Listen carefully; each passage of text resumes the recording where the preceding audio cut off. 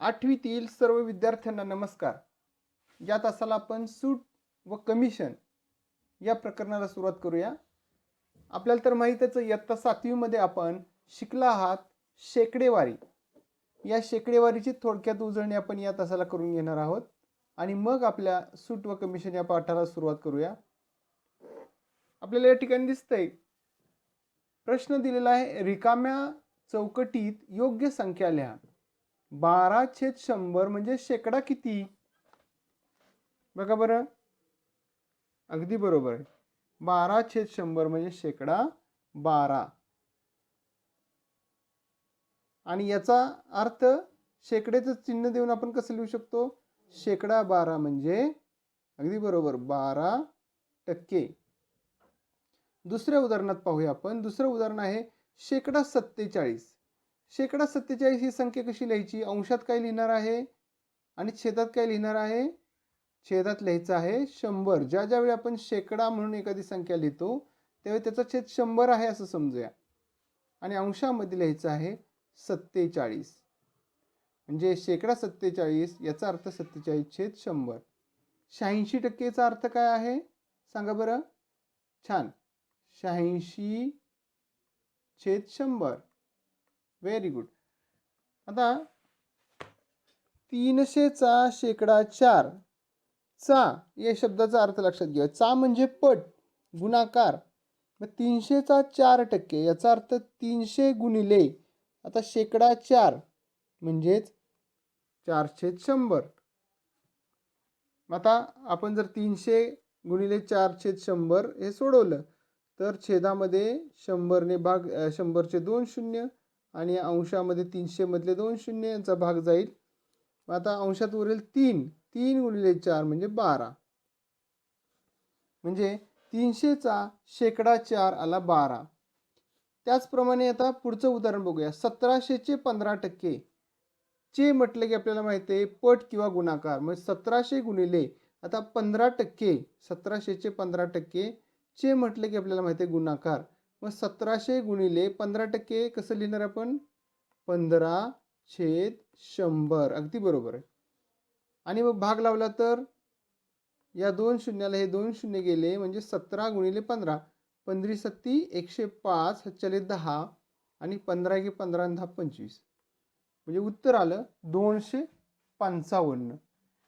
अशा पद्धतीने तुम्ही मागील वर्षी जे शेकडेवारी शिकला आहात त्याची आपण थोडक्यात उजळणी करून घेतली. आता आपण पुढील भाग पाहूया. प्रकरणामधला पुढील भाग.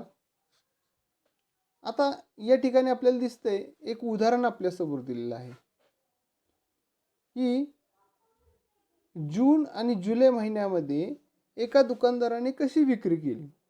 जून महिन्यामध्ये त्यांनी विक्री करताना काय केलं तर साडीची मूळ किंमत जी आहे 200 रुपये ही साडीची मूळ किंमत आहे आणि ती साडी त्याने 250 रुपयाला विकली.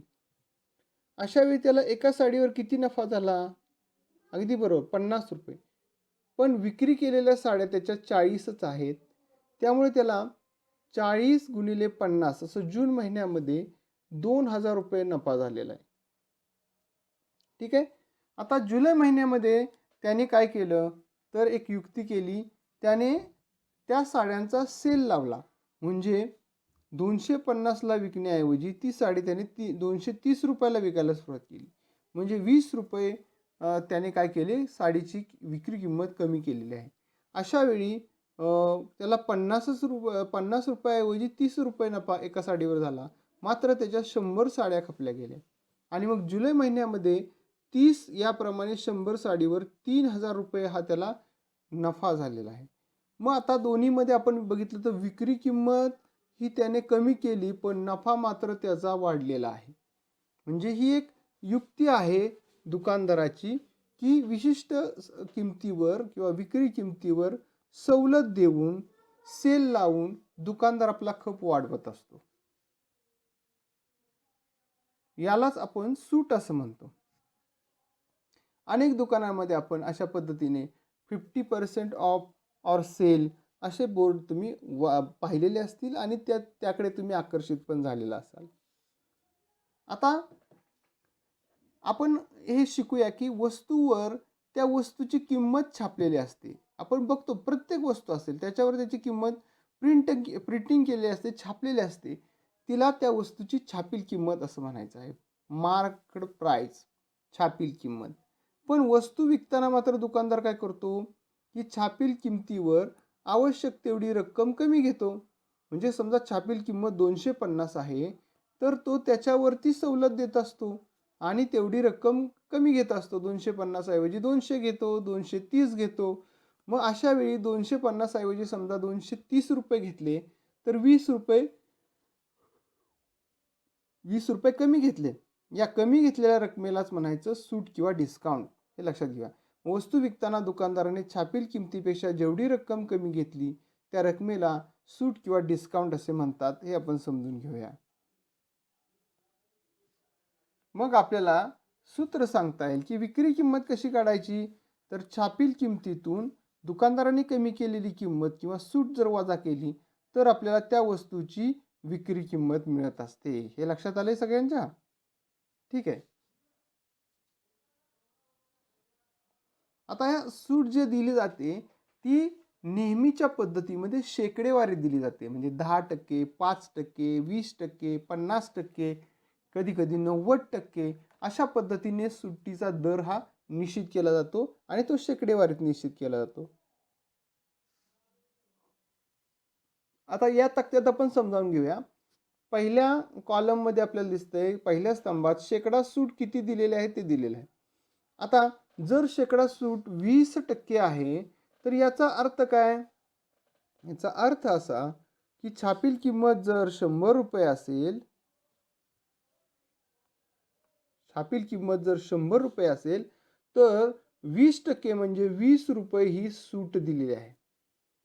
मग आता ती वस्तू किती रुपयाला मिळेल, विक्री किंमत किती येईल. आताच आपण सूत्र पाहिलं की विक्री किंमत समान छापील किंमत वजा सूट म्हणजे 100 वजा 20 म्हणजे त्याची विक्री किंमत ही 80 रुपये येणार आहे. त्याचप्रमाणे जर सूट आता इथं 40% दिलेली आहे, छापील किंमत ज्यावेळेस शेकडेवारीचा विचार करतो आपण त्यावेळेस छापील किंमत आता 100 मानूया. मग 100 रुपयावर 40 म्हणजे 40 रुपये सूट मिळाली आहे आणि मग त्या वस्तूची विक्री किंमत किती होईल. अगदी बरोबर, 60 रुपये ही त्या वस्तूची विक्री किंमत होणार आहे. हे आपल्या लक्षात येईल इथं. अशाच पद्धतीने जर व्यवहारात समजा X% सूट दिली तर याचा अर्थ काय होतो. शेकडा सूट छेद 100 समान नेहमीची सूट छेद छापील किंमत. छापील किमतीवर जेवढी सूट दिली तेवढा पण शेकड्यामध्ये मांडू शकतो. शेकडा सूट छेद 100 समान सूट छेद छापील किंमत. हे दोन्ही गुणोत्तरे समान आहेत. आणि मग शेकडा सूट इथं किती आहे तर X% आहे, म्हणजेच X छेद 100, X%चा अर्थ X छेद 100 समान सूट छेद छापील किंमत. आपल्याला या ठिकाणी सूट काढण्याचं सूत्र मिळणार आहे. तर सूट म्हणजे छापील किंमत गुणिले शेकडा सूट छेद 100. छापील किंमत गुणिले शेकडा सूट छेद 100 असं आपल्याला सुट्टीचं सूत्र सांगता येईल. हे आपण लक्षात ठेवायचं आहे. ओके, ठीक आहे. आता आपण काही उदाहरणे सोडवूया. एका पुस्तकाची छापील किंमत रुपये 360 आहे. दुकानदाराने ते पुस्तक 306 रुपयाला विकलेलं आहे, तर त्याने शेकडा सूट किती दिली. आता आपण लक्षात घेऊया. छापील किंमत ही रुपये 360 आहे. ठीक आहे. आणि ती वस्तू जी आहे, ते पुस्तक जे आहे ते 306 रुपयाला विकलेलं आहे, म्हणजे विक्री किंमत ही 306 रुपये आहे.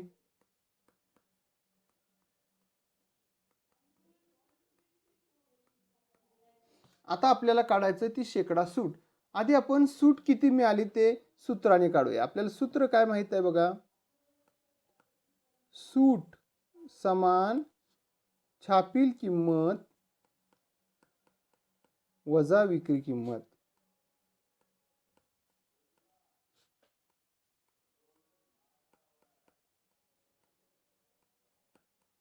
ठीक आहे. छापील किंमत आहे 360 रुपये वजा विक्री किंमत आहे 306 रुपये. म्हणजे किती रुपये कमी घेतलेले आहेत, कमी केलेले आहेत तर आता आपल्या लक्षात येईल की 54 रुपये हे कमी केलेले आहेत. म्हणजे 54 रुपये सूट दिलेली आहे. ही 54 रुपये सूट जी आहे ती किती रुपयावर कमी केलेली आहे? तर 360 या छापील किमतीवर कमी केलेली आहे. मग आपल्याला लक्षात येईल की शेकडा सूट आपल्याला काढायचं आहे. x/100 समान 360 अंशामध्ये काय लिहिता येईल? 54. 54/360. आणि म्हणून आता इथं बघा, शेकडा सूट छेद 100 समान नेहमीची सूट छेद छापील किंमत. मग आपल्याला एक्सची किंमत काढायची आहे. एक्स समान 54/360 आणि गुणिले 100. आता गुणाकार करा. सुरुवातीला अंशातील शून्याला छेदातला शून्य घालवा. त्यानंतर आता 6 ने भाग लावूया. 6 6 36, 6 9 54.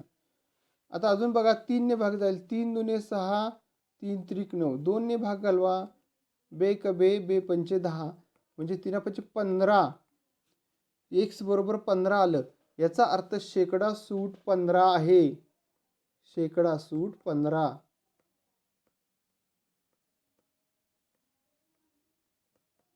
हे आपण लक्षात घेऊया. या व्यवहारामध्ये दुकानदाराने दिलेली शेकडा सूट ही 15 आहे. ओके, समजले सगळ्यांना? आता पुढचं उदाहरण बघूया आपण. पुढच्या उदाहरणामध्ये आपण बघूया, खुर्चीची छापील किंमत रुपये 1200 आहे. त्यावर 10% सूट दिलेली आहे. तर एकूण सूट किती? वस्तूची विक्री किंमत किती? दोन गोष्टी आपल्याला या ठिकाणी शोधायच्या आहेत. एकूण सूट किती दिली आणि त्या वस्तूची विक्री किंमत किती? आधी आपण काय काय दिलेलं आहे ते दिलेल्या गोष्टी मांडून घेऊया. दिलेले, इथं दिलेले आहे की छापील किंमत, या वस्तूची छापील किंमत जी आहे ती रुपये 1200 आहे.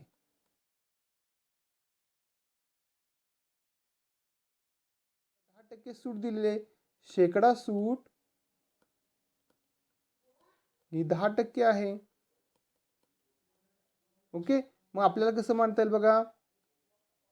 म्हणून शेकडा सूट म्हणजे 10/100 समान छापील किंमत आहे 1200 आणि आपल्याला एकूण सूट आता काढायची आहे. आणि मग आपल्याला सांगता येईल की 100 गुणिले सूट समान 10 गुणिले 1200. आणि म्हणून सूट समान 10 गुणिले 1200 आणि छेदामध्ये 100. भाग लावा. म्हणजे सूट आपल्याला या ठिकाणी मिळेल. सूट समान 120 रुपये. रुपये 120 एवढी सूट मिळाली.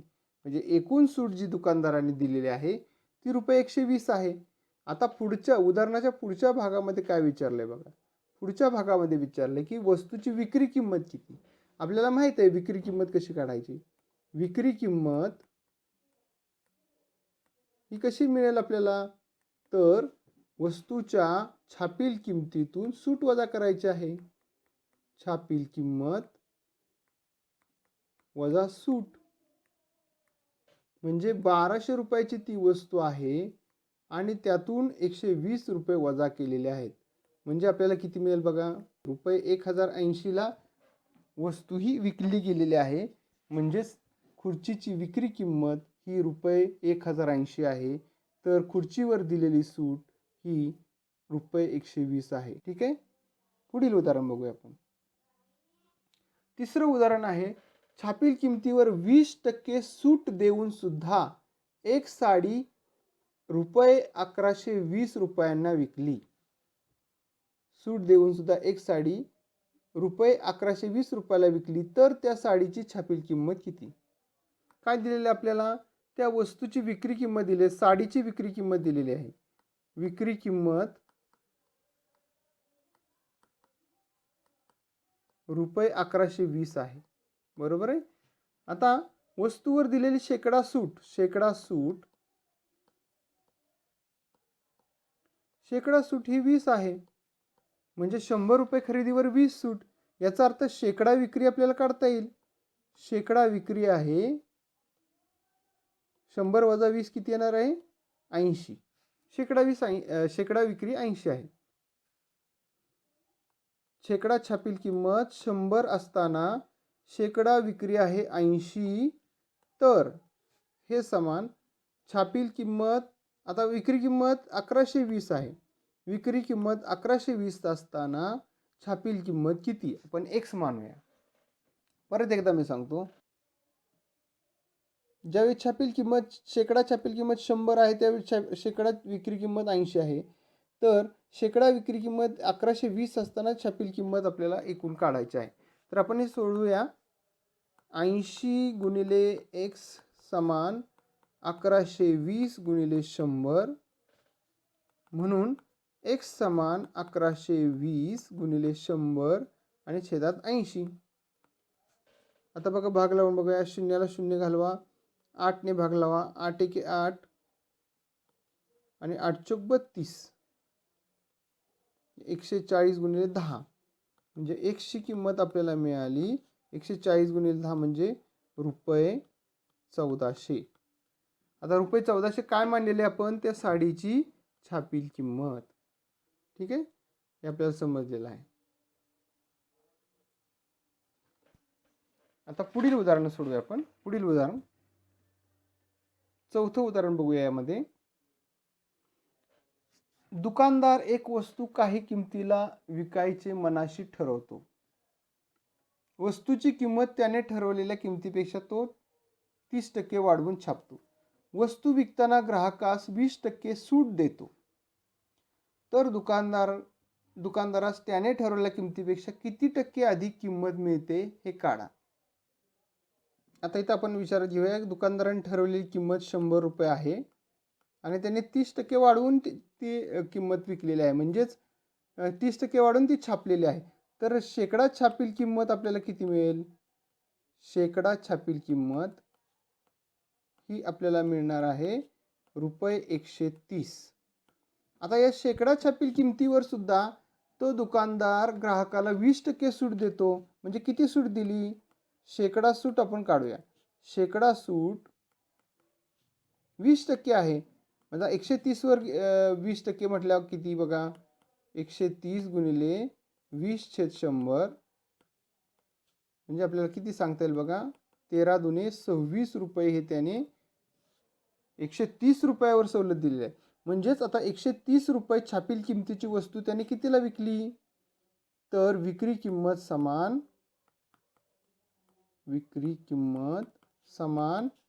छापील किंमत 130 रुपये वजा सूट 26 रुपये म्हणजे वस्तूची विक्री किंमत 104 रुपये. बघा, वस्तूची विक्री किंमत 104 रुपये. म्हणजे दुकानदाराला झालेला शेकडा नफा किती येईल? तर शेकडा विक्री किंमत आहे 104 आणि वजा त्याच्या मनातली किंमत आहे 100. म्हणजे शेकडा 104 वजा 100 म्हणजे 4. शेकडा नफा त्याचा जो झालेला आहे दुकानदाराचा, तो शेकडा 4 आहे. ठीक आहे, समजलंय सगळ्यांना? एका वस्तूवर दुकानदार ग्राहकास 8% सूट देतो, तरीही त्यास 15% नफा होतो. जर त्या वस्तूची छापील किंमत 1750 असेल. बघा, एका वस्तूवर दुकानदाराने 8% सूट दिली. म्हणजे आता 1750 रुपयाची वस्तू 8% सुटीने म्हणजे कितीला विकणार आहे तो? बघा बरं, 1750 रुपयाची वस्तू कितीला विकणार आहे? 1750 गुणिले 8/100 आपण काढूया.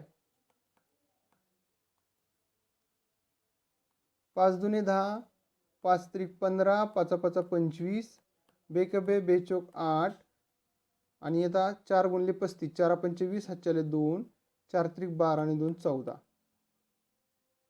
म्हणजे रुपये 140 ही त्याने सूट दिलेली आहे. ही सूट दिलेली. आता मग सूट दिल्यानंतर मग वस्तूची विक्री किंमत किती?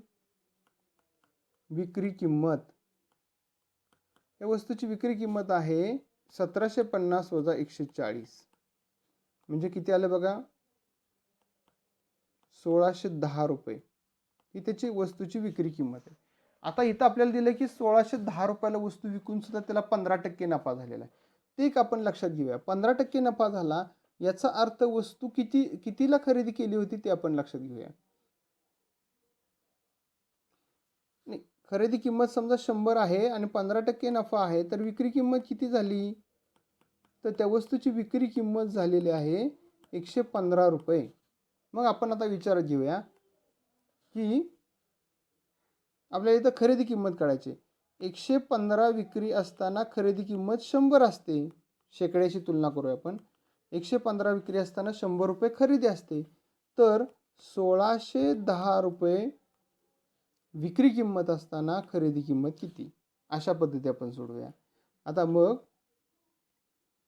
115 गुणिले 1 समान 1610 गुणिले 100 आणि मग आपण एक्सची किंमत काढूया. एक्स समान 1610 गुणिले 100 आणि छेदामध्ये 115. आता भाग लावा. 5 दुने 10, 5 त्रिक 15. इथं आलं 20, 5 ने भागल्यावर 23 एके 23, मला वाटतं 23 सत्ता 161. बरोबर आहे.